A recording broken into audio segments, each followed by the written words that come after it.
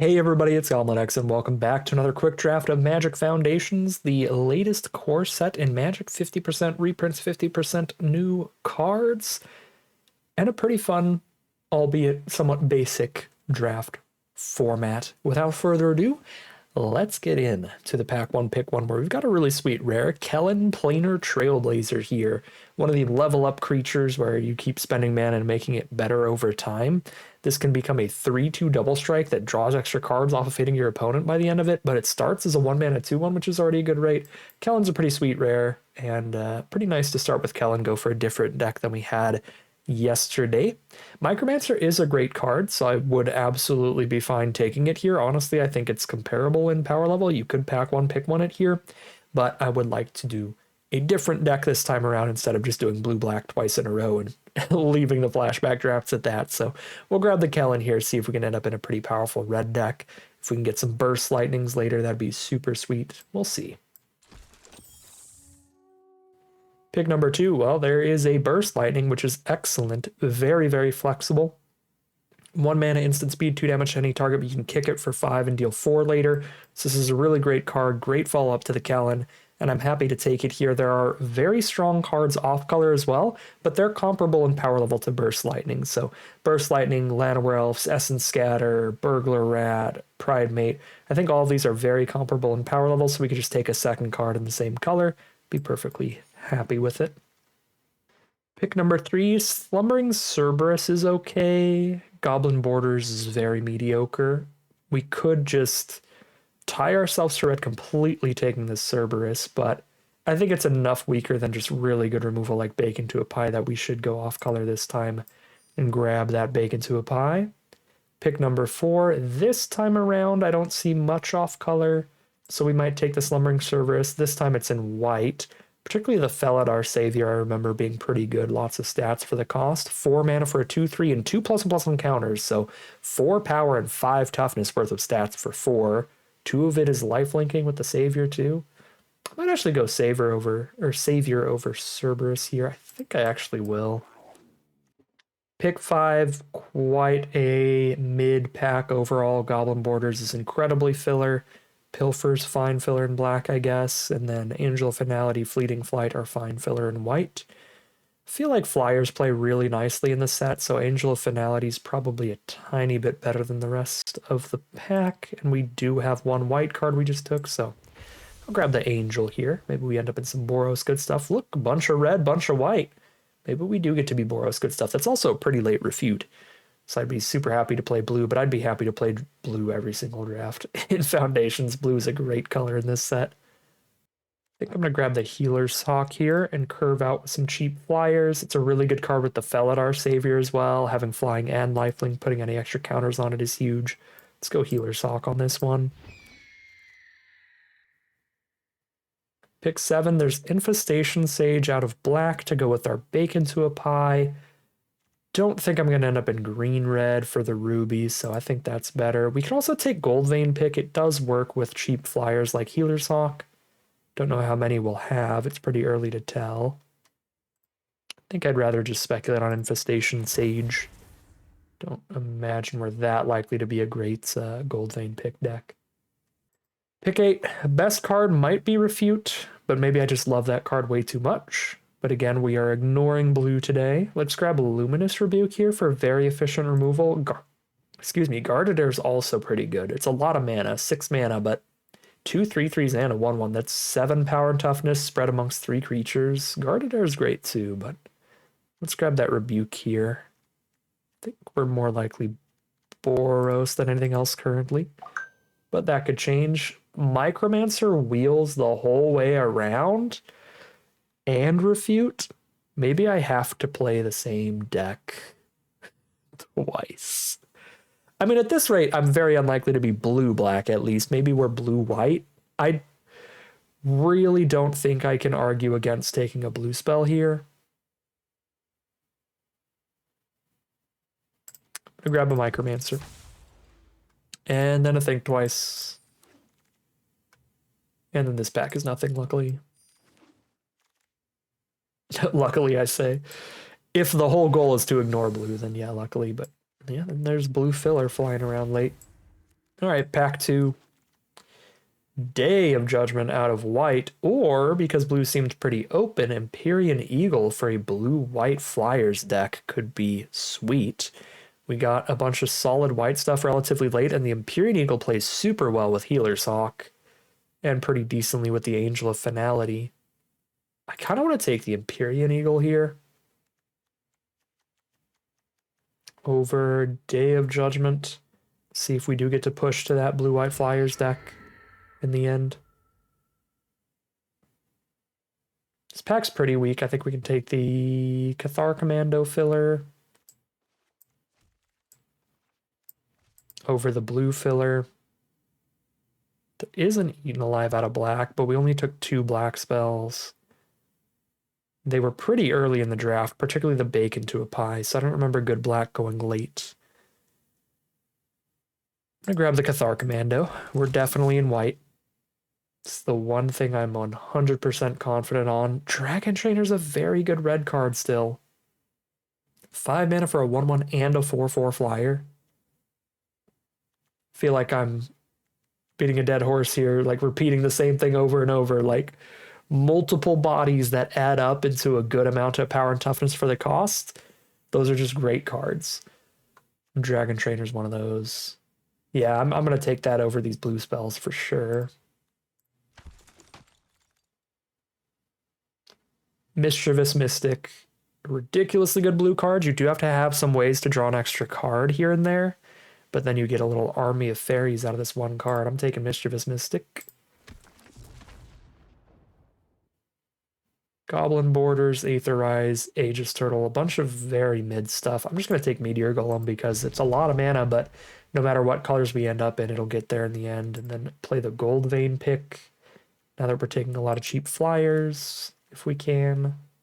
Fleeting Distraction to grab off of Micromancer over very mediocre red cards.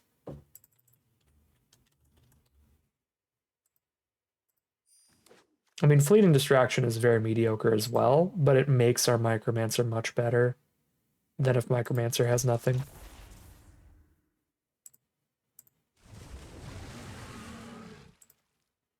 Okay.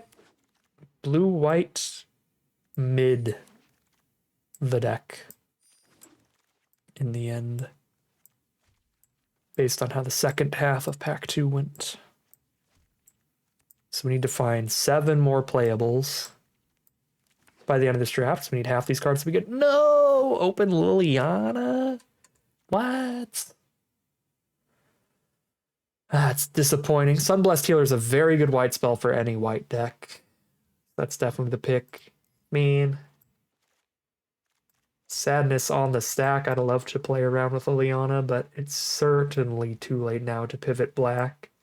And that's going to happen. Sometimes you're just going to open a really good rare in a color that wasn't massively open.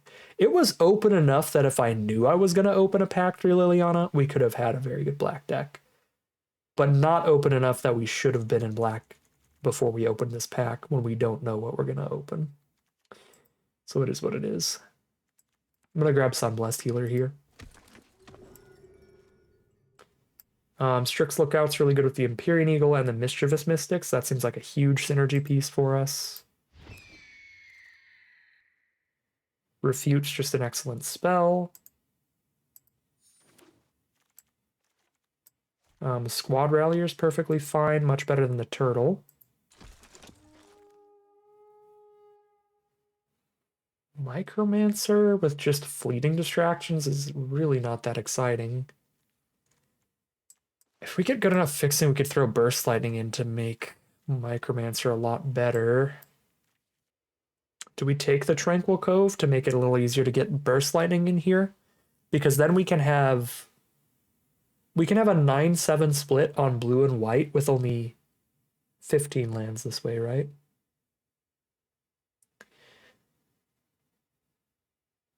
Eight islands, 6 plains, and a Tranquil Cove, or whichever direction. And then that would leave land number 16 and 17 to be double mountain for Burst Lightning. Although we'd want triple mountain, but you get what I'm saying. Even if this dual land doesn't have red in it, it gives us more room to put more mountains in for the burst lightning.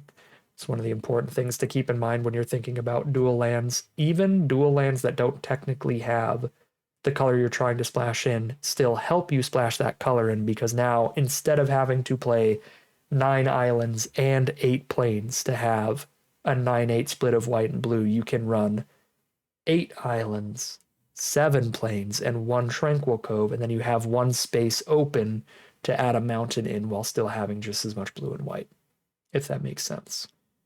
So that is a thing. I feel like I have a lot of stuff going on at 4 mana as well, so I'm going to take the Tranquil Cove here. Let's see if that helps us out with the Burst Lightning potentially. Cards are all pretty mid. Oh, I lied. There's a Refute in here. Beautiful. Join us, Refute. Join us. Another Gold Vein pick. I guess double Gold Vein pick. Double Gold Vein pick, double Mountain could be a thing. Mocking Sprite, just a random flyer at this point. Another Fleeting Distraction. I don't think so. That was just 1 Micromancer. Another Grapply Crackly. We don't have a lot of removal, so we could run the really mediocre, just turn something into a 1/1 card.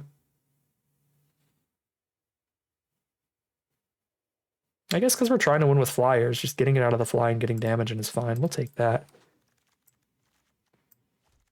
I mean, that could actually, like, genuinely be pretty reasonable if it were an instant or sorcery to tutor off Micromancer. Then I would be like, oh, this goes from super mid to actively kind of good. Well, that's not the case here. Okay. This deck, much less exciting than our first deck, I will say.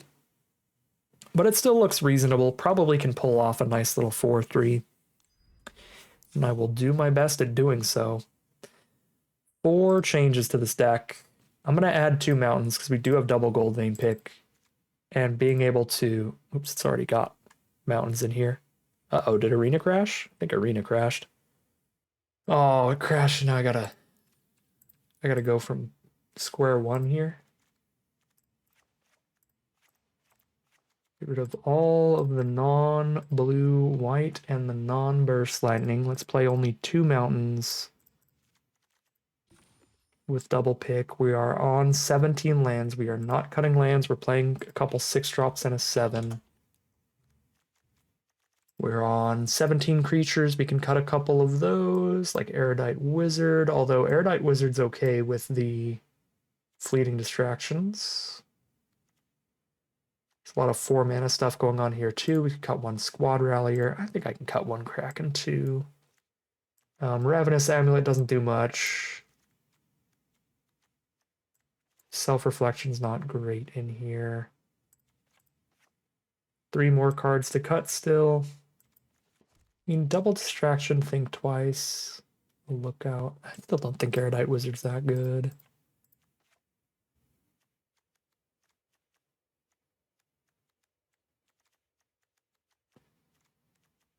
Maybe we can really rely on double Gold Vein pick to hit these. Now that I've cut 1, it's just 1 6-drop, 1 7. Probably still shouldn't cut a land, but hey, too bad. 13 blue, 8 white. Let's cut 1 white. And then 16 lander, double Gold Vein pick. We've got a deck. I don't know if it's a good deck, but we've got a deck with a bunch of playable spells. We could curve out. We could get lucky. We'll see how it all plays out for us as we hop into the gameplay. All right, here we are for game 1. Super mid opener. Just play Strix Lookout into Mocking Sprite. And just kind of sit here for now.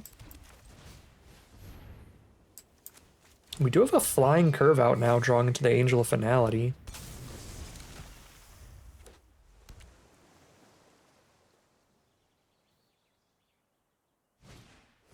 Dreadwing Scavenger from our opponent. Blue-black is my favorite deck in the set. I think it is the strongest deck in the set, and Dreadwing Scavenger is one of the big parts of that. Dreadwing Scavenger is an absurd card.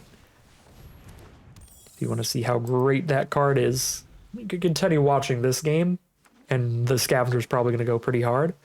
But you could also check out our last quick draft of Foundations. That Dreadwing Scavenger carried us to victory a lot.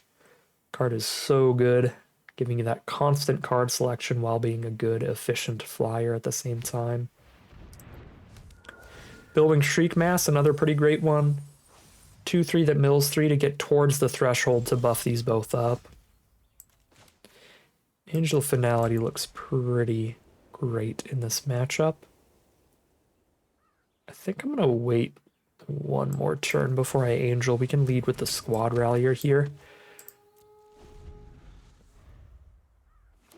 Give them another turn to fill their graveyard a tiny bit more before we rip it all away from them.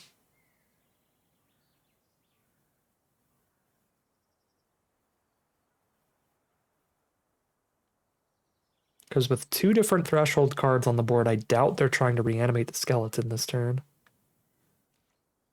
I feel like they're probably trying to cast some spells and fill the grave more. Okay, just holding up the skeleton mana. Got the Burst Lightning.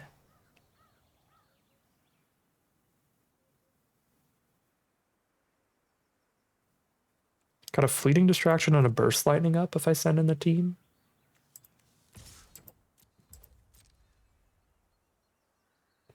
Or just the Rallier.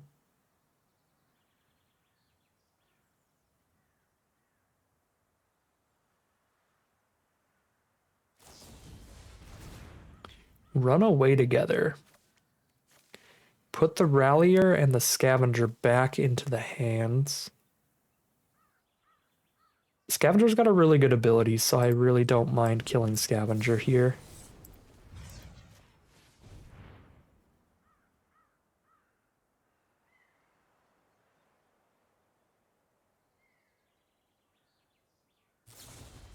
Double run away together? That's very funny. Okay. I think this is overall fine. We just had to spend double card there.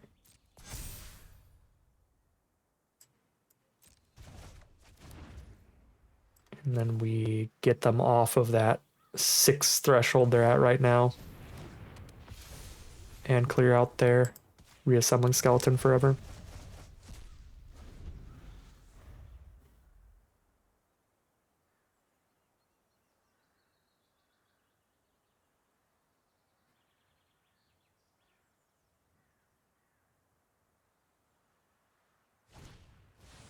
Dreadwing Scavenger's back. Give them that excellent card selection.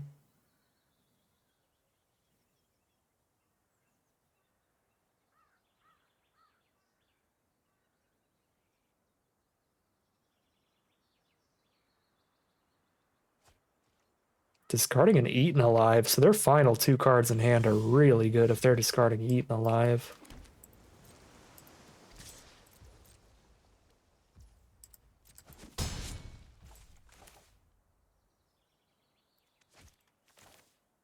We got the mana to replay one of these things.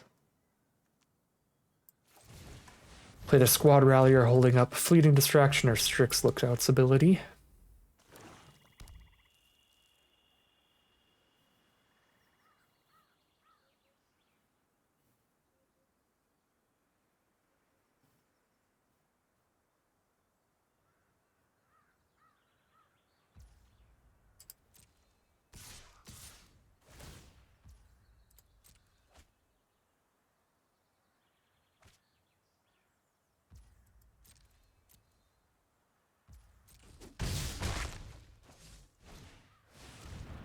Use a Tolarian Terror.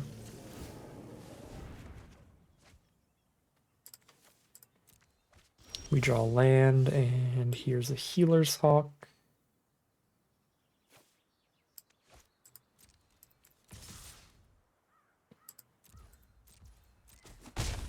They're down to 13.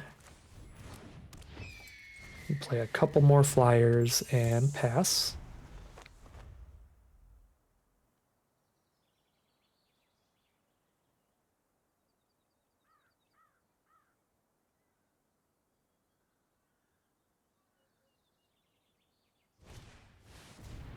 Light Shell Duo fills that grave really quick with the Surveil ability.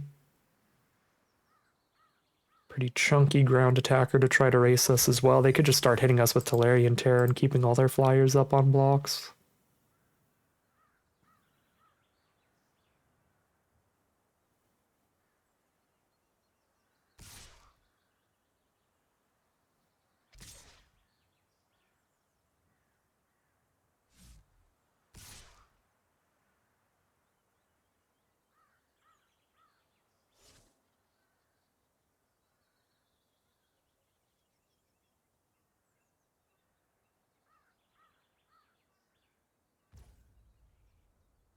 That is the play. Just poke for 5.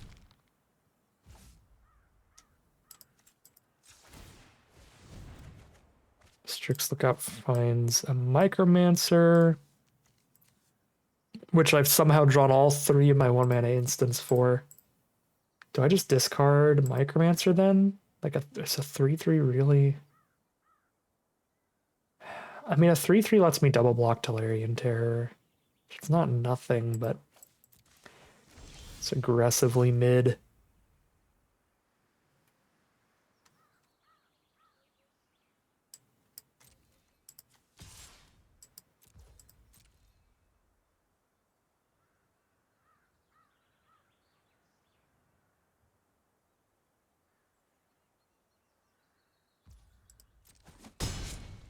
They're down to 10.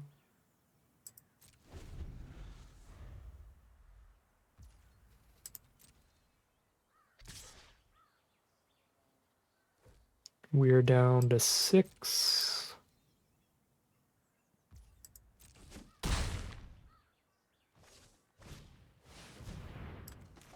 Absolutely refute that Buccaneer. Find a gold vein pick. I think that's honestly better than a fleeting distraction. Well, I'm really happy I put these 4 cards on the bottom, if nothing else. And there's a 5th. 5 lands in a row, baby.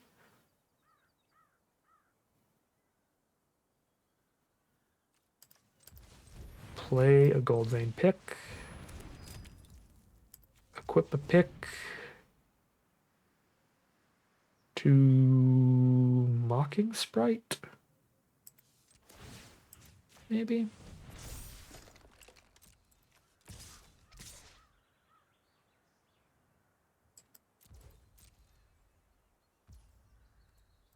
Put them to 4. Pick onto Lifelinker.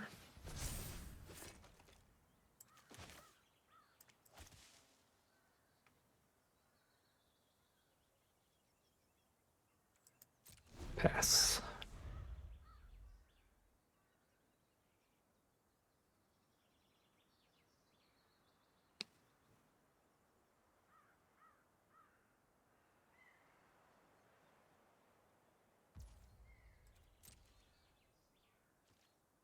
And they just pass through. Activate Strix Lookout. Ditch this land, find Mischievous Mystic. Huge. Huge. Luminous Rebuke is also quite huge. If they have nothing in their hand rebuking, one of their flyers wins the game on the spot. They block the 3/4 and take 5.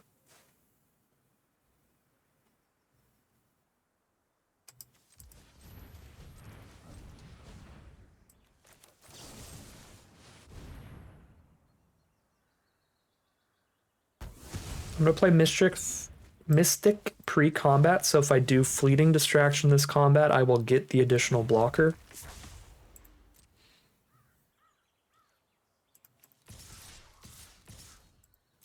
This is lethal on board.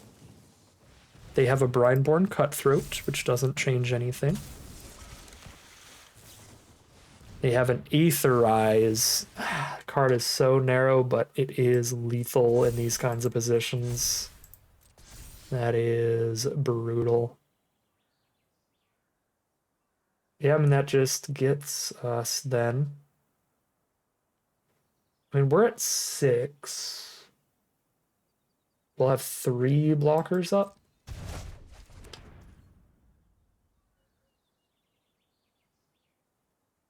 3 blockers up, we can go block, block, block. I mean, yeah, we can live a turn, but then we won't crack back.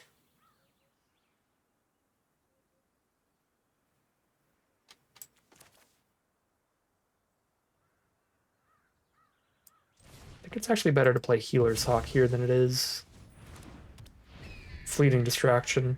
Instead, I have a life linking chumper instead. I don't need the extra card advantage. And then if they attack too hard to where I can survive, they're playing completely off the top. So if they top deck like a land here and then they click attack all, then I just Gold Vein pick the Squad Rallier and kill them with it.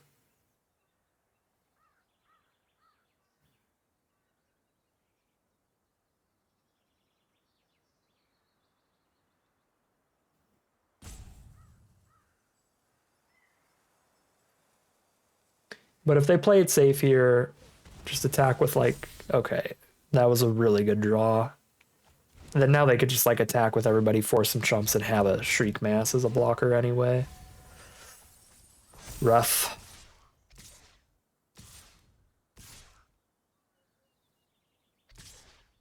And they are playing it to where they're dead to removal. If I survive this. If I top deck removal, we kill Shriek Mass and equip Rallier and kill them. Oh wait, no, I can't block this way. Never mind. Because of the prowess. Because of the prowess and the threshold specifically, I have to lose all my creatures here.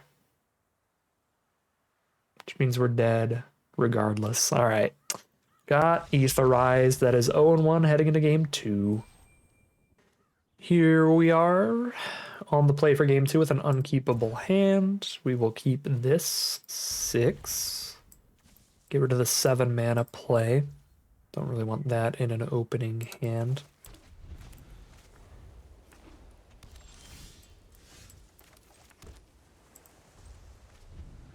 Flash in a Cathar Commando and then play and equip the pick next turn.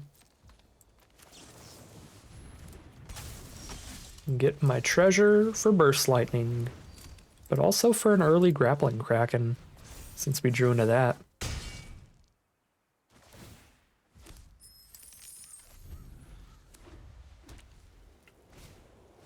Dazzling Angel. That is too big. So we get our trade instead. Grappling Kraken mana next turn. And because I have a Gold Vein pick, I'm not super concerned with not having the treasure left for the lightning, because if I ever get another treasure from pick later, I'll still have Burst Lightning mana.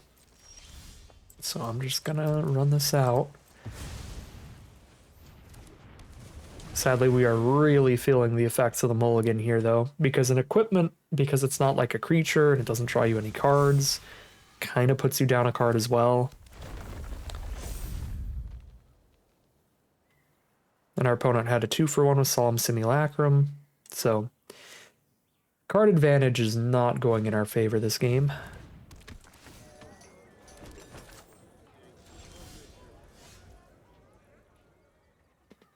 There's a Fleeting Distraction. Let's tap and stun Solemn Simulacrum to stop them from drawing their card here. And then we're going to Burst Lightning the Mossborn Hydra. Let them get the cat tokens.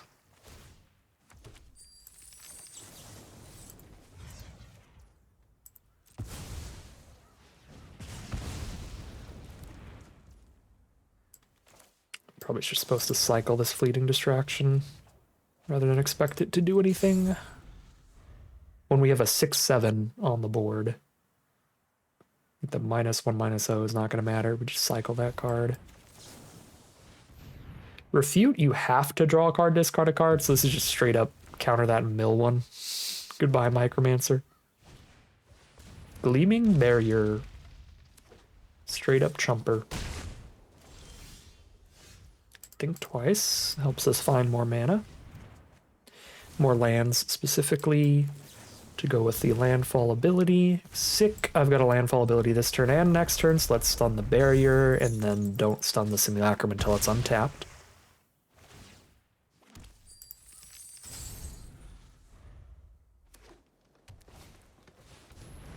Death Toucher. Well, there's a new card we have to stun. So they're going to get their Solemn Simulacrum card draw.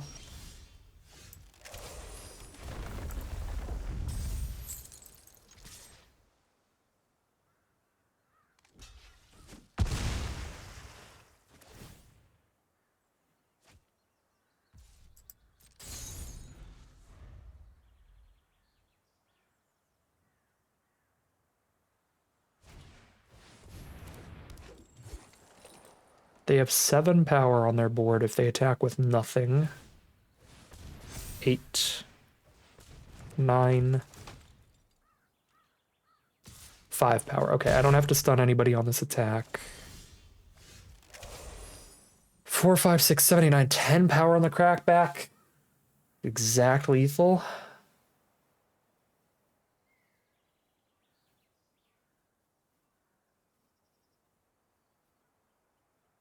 I mean, I think they've got it with the snare spinner.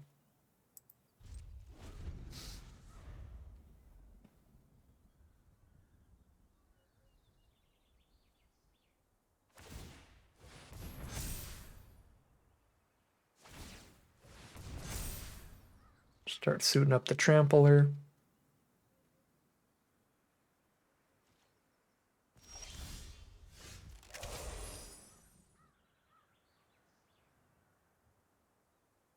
Mystic really doesn't do anything here.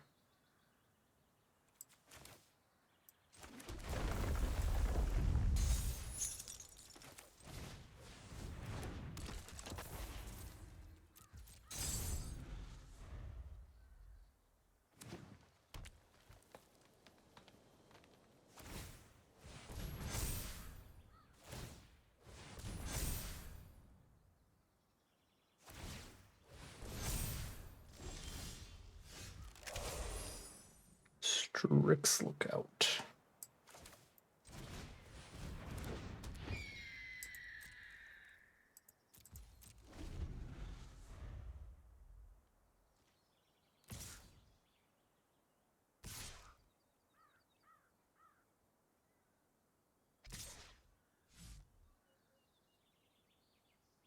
To draw Giant Growth.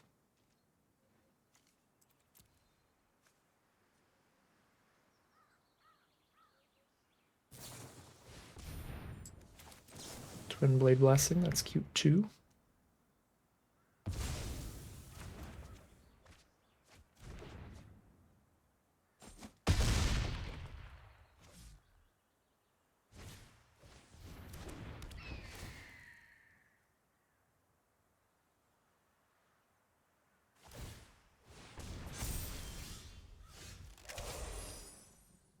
This rebuke's far too late.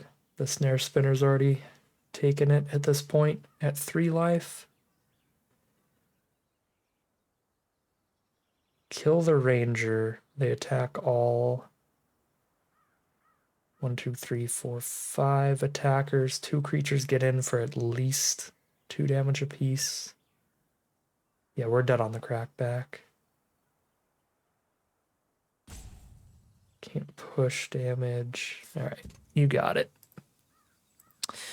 0-2. Rough start to this draft, especially in comparison to our first one, but that is Magic for you. That is the duality of Magic. Sometimes you run really hot, sometimes you run really cold, and we are running super cold today in terms of how the draft itself went, and then now how the gameplay is going so far. All right, here we are on the play for game number 3. Not a good opening hand, mana-wise. We've got to take that mulligan, and now we've got Healer's Hawk with a Gold Vein pick to hang out with it, so I'll keep this one here. Kind of banking on them not being able to kill this Hawk early, using the Gold Vein pick to guarantee we still have Squad Rallier mana even after ditching one of these lands.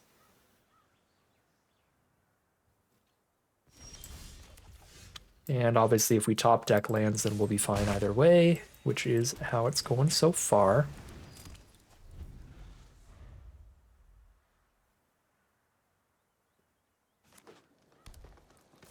Blue-green, there's Think Twice from our opponent.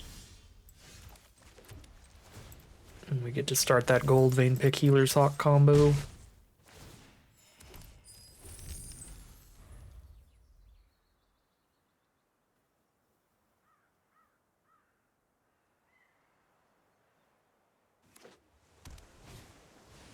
Reclamation Sage on the pick is really rude.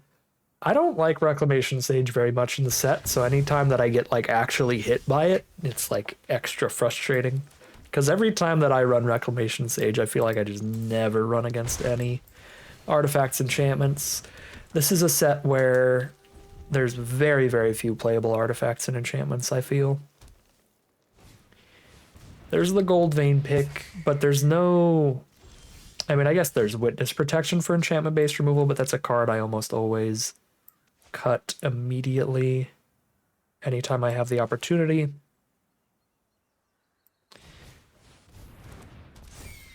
And like Imprison in the Moon, I guess, is another enchantment-based removal spell in blue, but again, these are cards that I think are pretty uncommon to play against. And white does not have like pacifism style removal. There's like Gold Vein Pick and Banishing Light, I think, are like the two good cards you can hit with Rex Sage. The two cards you'll see the most frequently. Even Gold Vein Pick, I think, is a little bit of a pet card of mine. I don't think it's that popular.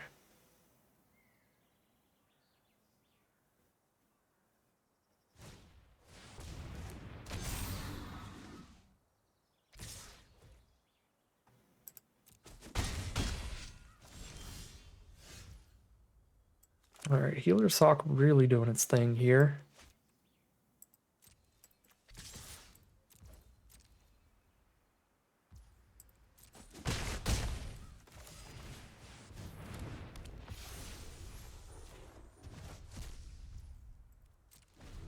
Hold on to this land because we got a bunch of refutes in this deck. That could discard it to draw something else.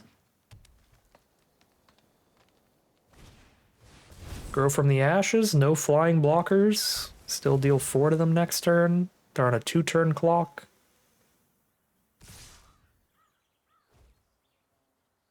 Okay.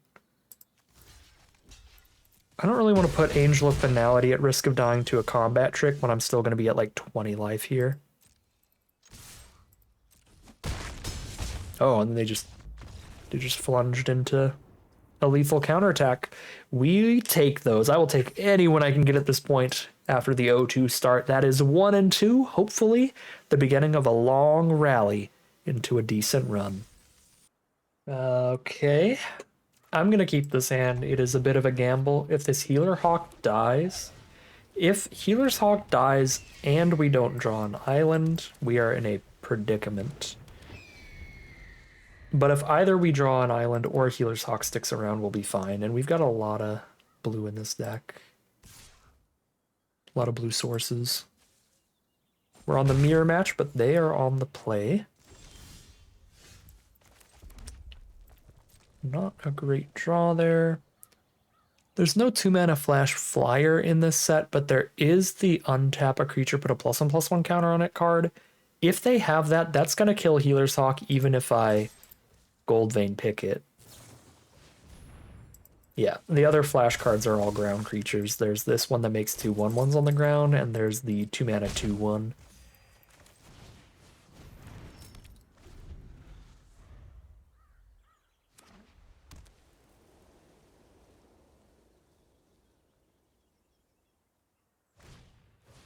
Strix Lookout. Very happy they chose to hit me with Healer's Hawk there, because that means we get to hit them with ours. Oh, they have a 1-mana spell. They have the +1/+1 trick.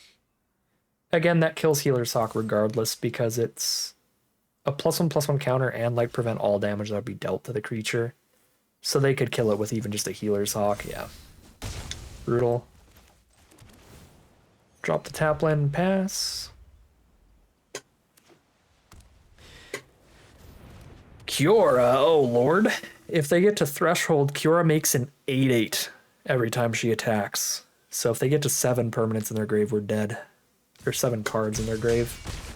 To be fair, we're already looking kind of dead to the current board, but here's the chunkier blocker than all of their current attackers except Kiora.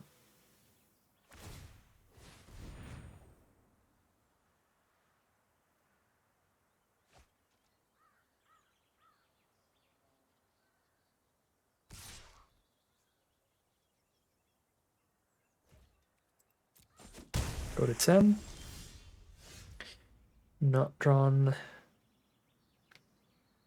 Mana there is pretty rough, because this would be a really good turn to double spell. I think I just rebuke if I can't double spell.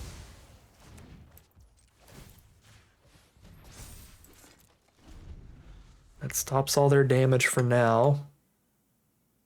Buys us more time to draw those lands. Or not. Or they top deck something immediately.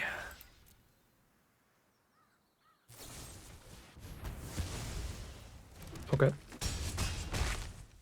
Go to 7.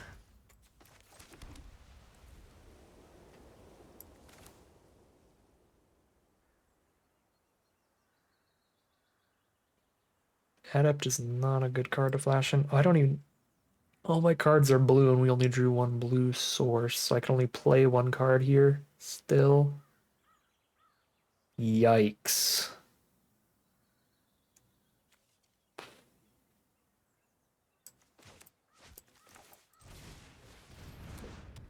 I think two toughness cards is better than anything else on this board.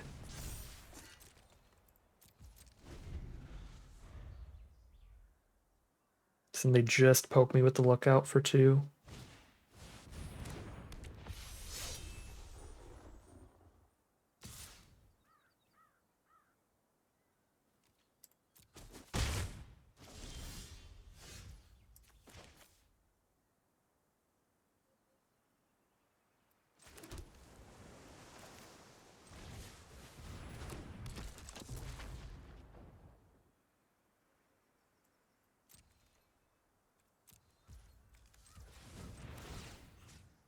Three power flyer against the Seraph.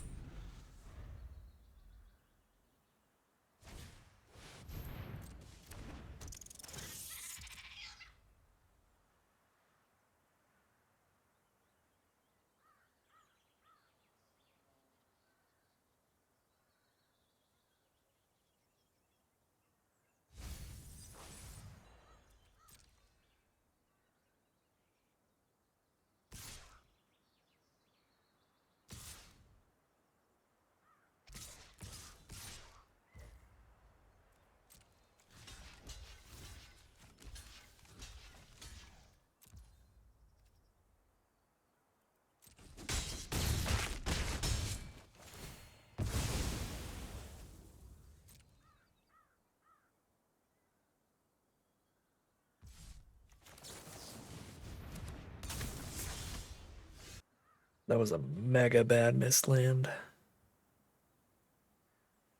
So we need the Kraken to keep the duo off.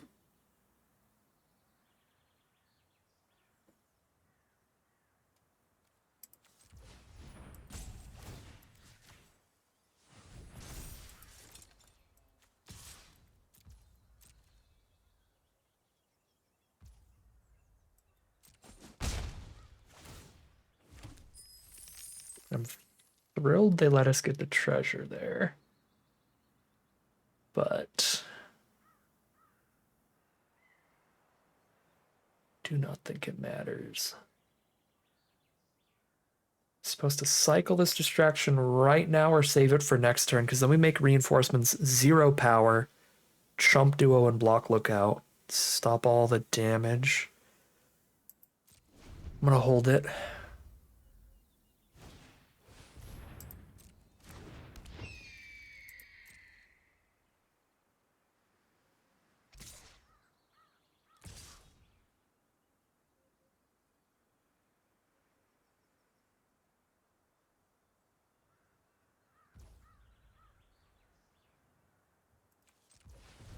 Let's see what we draw. The land for Kraken.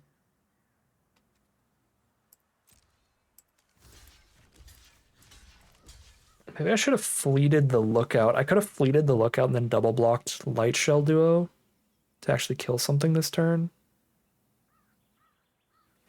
That would have been better.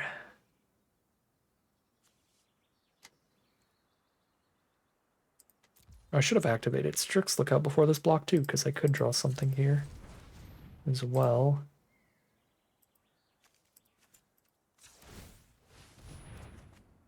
Dang. If we hit Burst Lightning there, like that would be actually game-winning levels of good. Because then we kill this Lookout, and we Prowess kill Duo without losing a creature.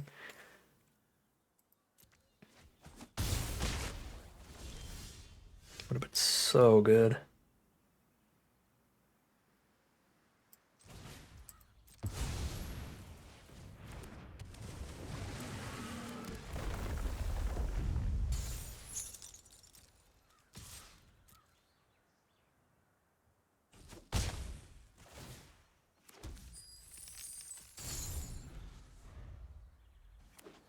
Dead to any removal, as we have been for a long time. Sarah Angel's a good one, but she's not a removal spell.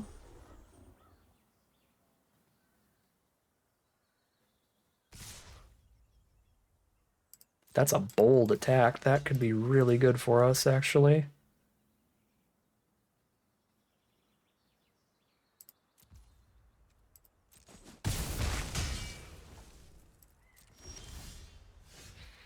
That's what I'm talking about right there. That's what I'm talking about right there.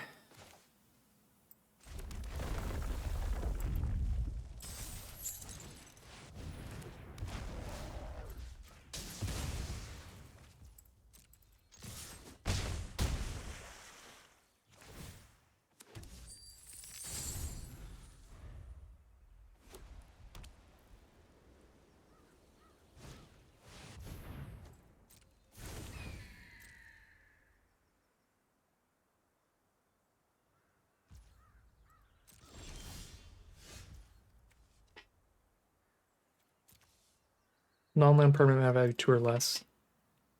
Mischievous Mystic. Mischievous Mystic, Healer's Hawk.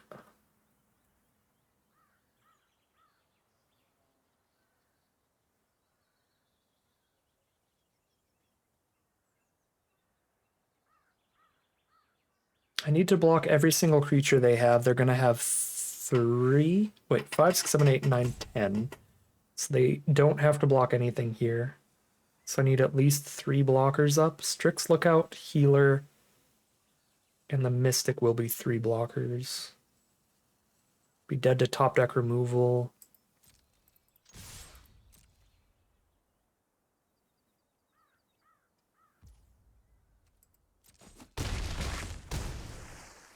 Should I play Angel of Finality here? Yeah, I bring back the Mystic and I play the Angel to stop them from self-reflectioning, and then I've got 4 blockers up too.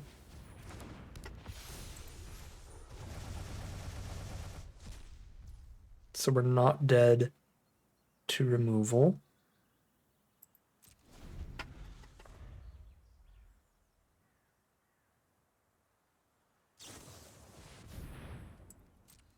Pick up their reinforcements with that. And replay it, and they have 5 blockers. I've got 1, 2, 3, 4, 5, 6 attackers, so they're not dead.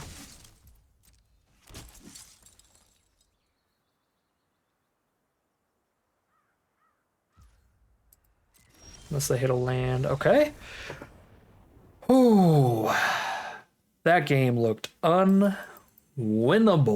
But we pulled it back in the end, and we are 2-2 heading into game number 5. All right, here we are on the draw for game number 5. We got a Mischievous Mystic that we can use with a fleeting distraction to try to get some little flyers out.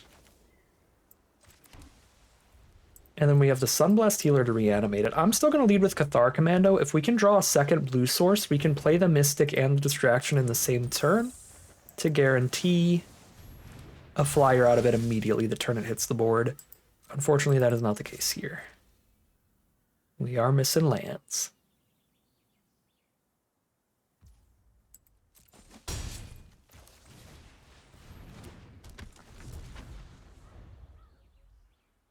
Blue-white mirror match. Down to 18. That's not good for me at all. Hit a witness protection. And here's one of those big downsides of witness protection. Is that it's actually super mid here, because then Cathar Commando doesn't get to attack in anyway.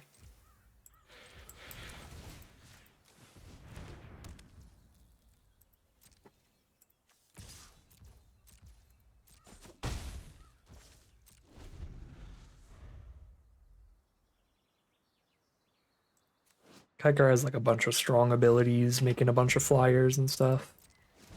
Speaking of strong flyer abilities, there's Empyrean Eagle.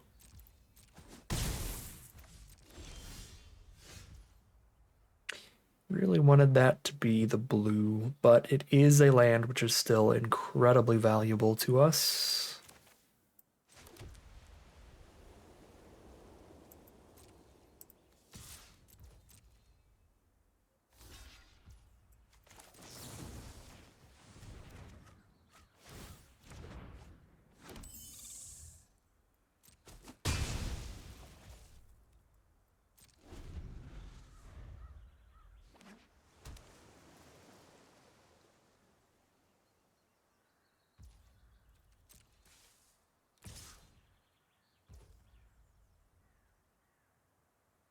I mean, if I kill every other flyer they have, then Empyrean Eagle doesn't matter as much. Can't kill Empyrean Eagle if it's not tapped, so I guess I'm just gonna kill the tapped one. Refute's fine.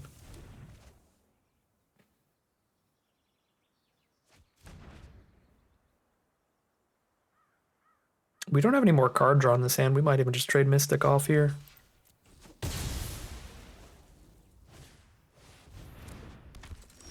Inspiring Paladin. Ooh, Micromancer, you are an absolute beauty. Thank you for showing up when you did. Grab ourselves a Burst Lightning, which technically doesn't matter till we get another land, or at least till we get the Mocking Sprite down, but it is still good. Big Fin Bouncer, incredible against tokens. Goodbye, my flying friend. Down to 10. There is the Burst Lightning land. But I can also just Burst Lightning a Big Fin Bouncer for 2, and that's still pretty dang good. Especially with the lifelink here, we can just go for a race straight up this way. I think I'm going for the race here.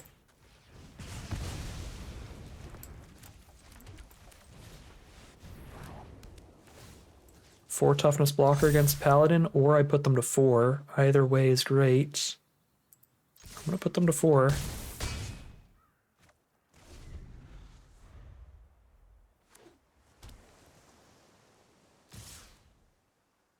Attack for 5. Go to 5.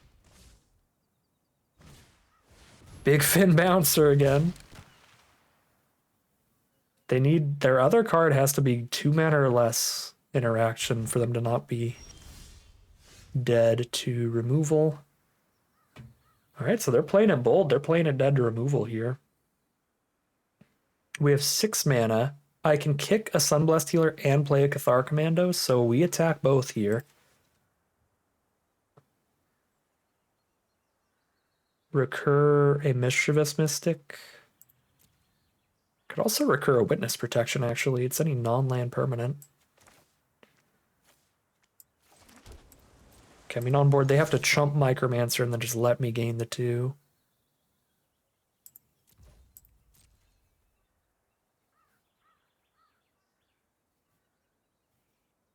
And then we're going to have 3 blockers up.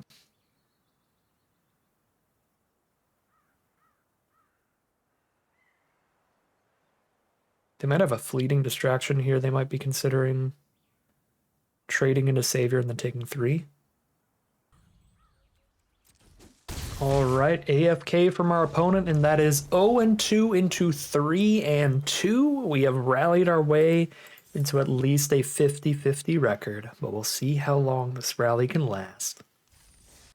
All right, here we are on the draw for game number 6. This is a really, really good opening hand if we draw any land. Because we have 3 cheap flyers, one of which is buffing the rest of them. It is awkward the first land's a tap land instead of a plains for the Healer's Hawk, but overall, again, still a really good hand.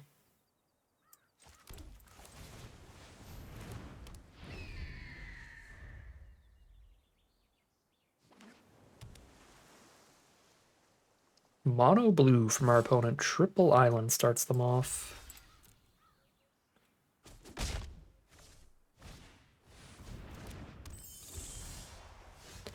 There's Mocking Sprite. We'll just hit them right back with that free attack. Just saying hello to each other. Wait, I should have just played Empyrean Eagle. Oops. Wrong order. I just got too excited. I liked the Strix Lookouts hugging each other. We could have got 2 damage in.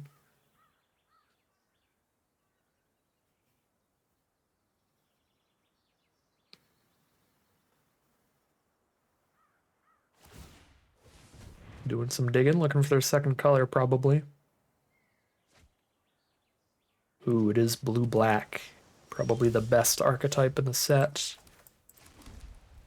We got Rebuke and Fleeting Distraction and stuff up. We are sending in the team and running out Healer's Hawk.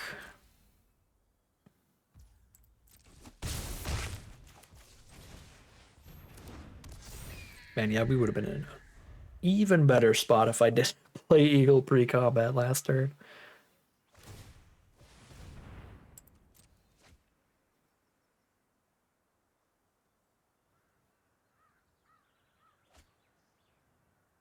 Honestly, this game's going quickly enough. I probably should just Rebuke this Lookout.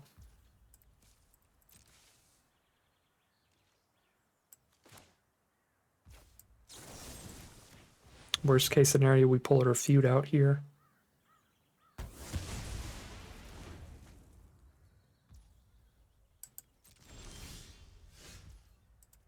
Another flyer, good draws.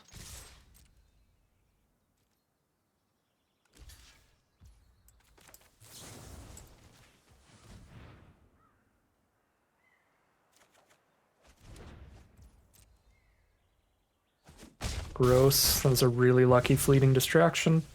It's not often that card lines up that well, so brutal spot for our opponent.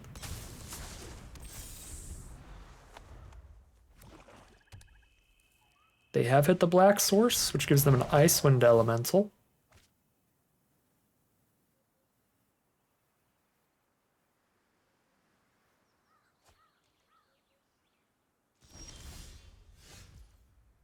Now we are really just trying to get to Grappling Kraken mana.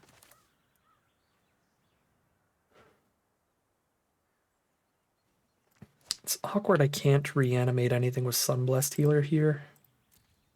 Because if I attack all, they're going to block Empyrean Eagle, and that's too big to Sunblessed Healer back. I can put them to 6. Sack the Eagle to put them 6, but I think I'm not supposed to. They've got the Self-Reflection coming on the Elemental as well. Yeah, now that they've hit their mana, they're definitely getting close to stable fast.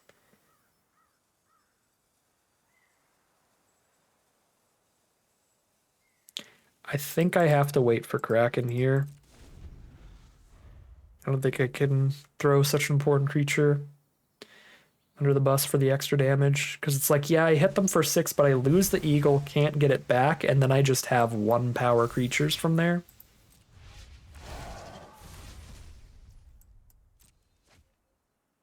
Using that Rebuke as early as I did has not panned out. If we had the Rebuke left for the Icewind Elemental, that would have played much better at this point.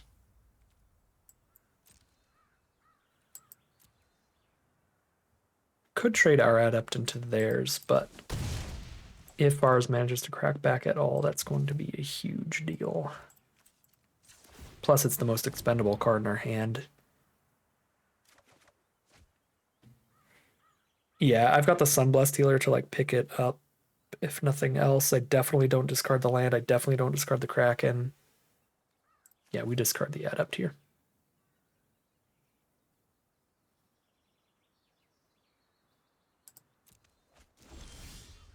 Micromancer.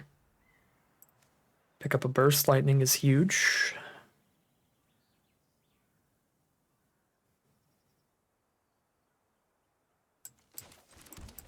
Pretty sure I'm just on Kraken first, though.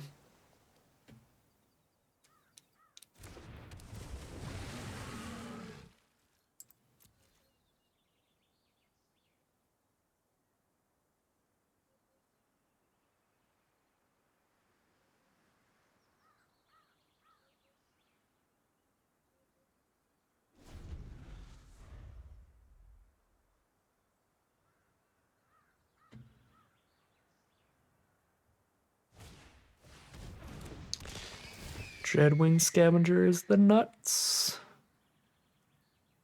They play any other instant or sorcery and they'll fill their graveyard for the threshold. It'll be out of reach of an unkicked Burst Lightning.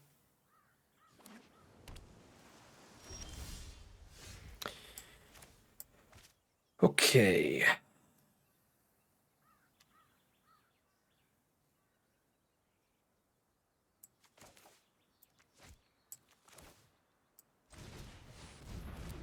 Grab a Burst Lightning.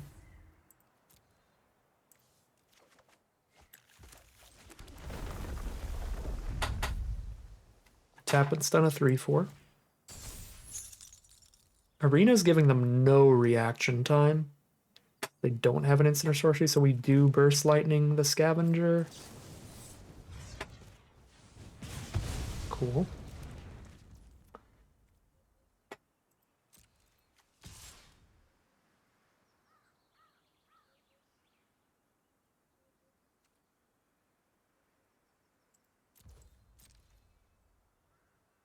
And just Kraken. Okay.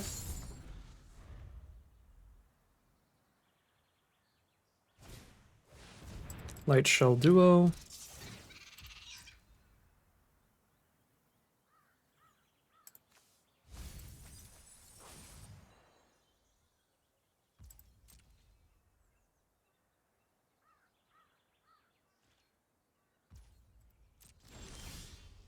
Land. Tap the flyer. 2, 4, 6, 7, 8, 9 plus 5 is 14.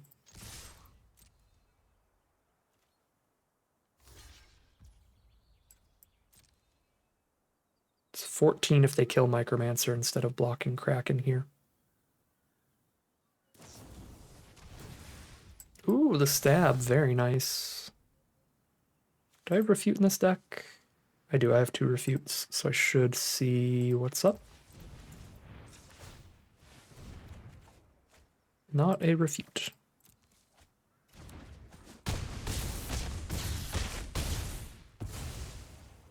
Oh. I miscounted. It's lethal anyway. Okay. I guess we take those. That is 4 and 2 now. We rallied from an 0-2 start to a positive record run no matter what. A solid run today, winning more games than we lost. Here we are on the play for game number 7. Did not think we would make it this far, but here we are. This is going to be a forced mulligan. There's no cheap creature that we can cast off of these lands to get that pick going, so if we don't draw the blue source, this hand doesn't do anything. Now, technically, if I draw a blue source, the hand will be incredible, but it's a huge, huge risk. It just definitely dies without the blue. So I'm going to take the mulligan, and this is the same hand, but worse. This hand 100% dies without drawing a blue source, but is also less powerful if it does hit the blue source. So we feel kind of bad for not keeping the 7. I can at least rebuke something, I guess, on the defensive. We ditch Refute, get rid of the double blue card if we keep. It still looks pretty bad to me. I'm going to mull the 5 here. Most reasonable hand we've had so far, but it is not particularly strong. Guess I keep 3 mana to make sure I'm on my way to Micromancer. And let's see how it goes.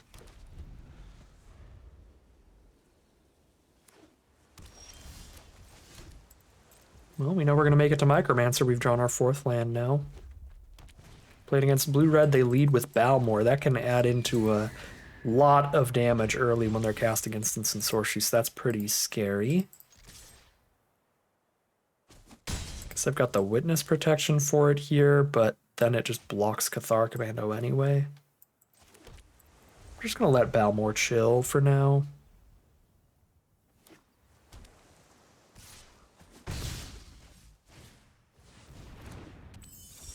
The more creatures they play, the scarier the Balmor gets.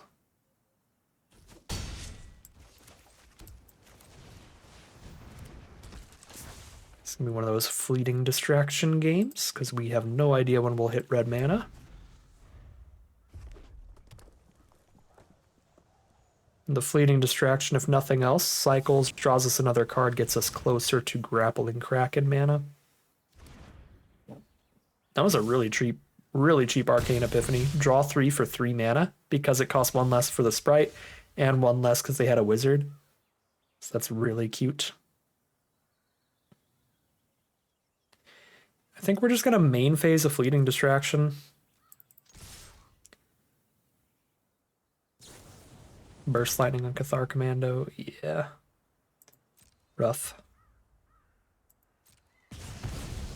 Let's main phase a Fleeting Distraction so that I could play a land for turn if I hit it. Okay, that's a little awkward that it was Gold Vein pick. Should have main phase 1'd it. Yeah, there wasn't a reason to wait till main phase 2. Should have main phase 1'd it in case exactly Gold Vein pick. I think that's the only card we would want to play pre-combat there. Do I play Adept instead here? I could play Witness Protection and Adept. I'm getting low enough and Balmor's kind of scary. I don't mind Witness Protection on Balmor. But then it's like, do I play the pick or the Adept? Let's go for the Adept.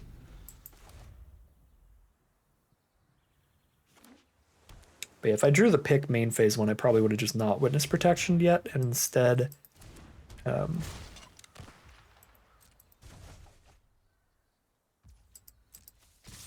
played an equipped pick. Adept for legitimate business person is not a great trade.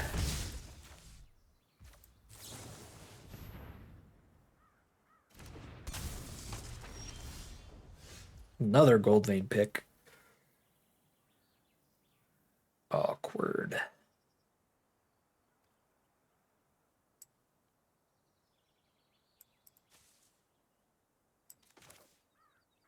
I guess I could play 2 Gold Vein picks here if they don't block.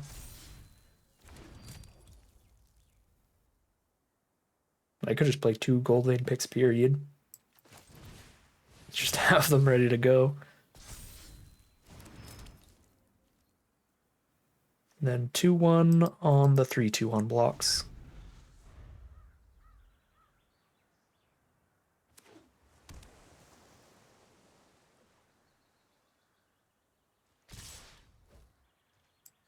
See if they got their own Fleeting Distraction. That'd be pretty great here. Yep. Go to 8.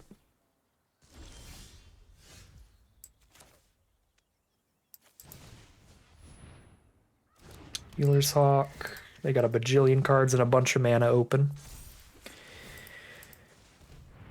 Kind of extra feeling the mull to 5 when you mulligan to 5 and then draw double Gold Vein pick. One of the big flaws of equipment, as I said earlier today.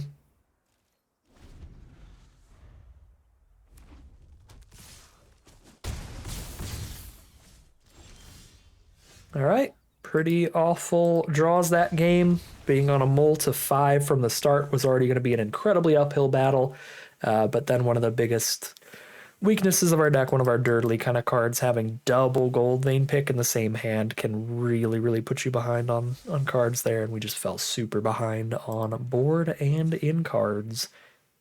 And it's as simple as that. We will take it. I said when we drafted this deck I'd be happy with a 4-3 with it. It was a rough battle to get there, starting 0-2 and having a bunch of incredibly close games on that grind upward, but I will absolutely take it. This was a difficult draft pod to get into just like a good, consistent 2-color pair. Feels like the best colors kind of danced around a little bit between a lot of different stuff. So it was really hard to just lock in on one clear strategy and have a good deck from there. I do think we ended up with a perfectly reasonable deck, probably a 4-3 on average. It was just a wild way to get there today. So, all right. Yeah, solid stuff. 7-1 into 4-3. Not bad for this flashback trip to Magic Foundations. Grab our prizes, and that is going to end today's video. As always, I'd like to thank my patrons and YouTube members for their support, as well as you for watching the video. If you enjoyed it and you're interested in seeing some more, you can always like, comment, and subscribe to tell the YouTube algorithm to send you some more in your recommended feed. If you'd like to support the channel directly, you can check out the Patreon link in the description below. And other than that, as always, thank you very much for watching, and I'll see you again soon for some more Magic Arena.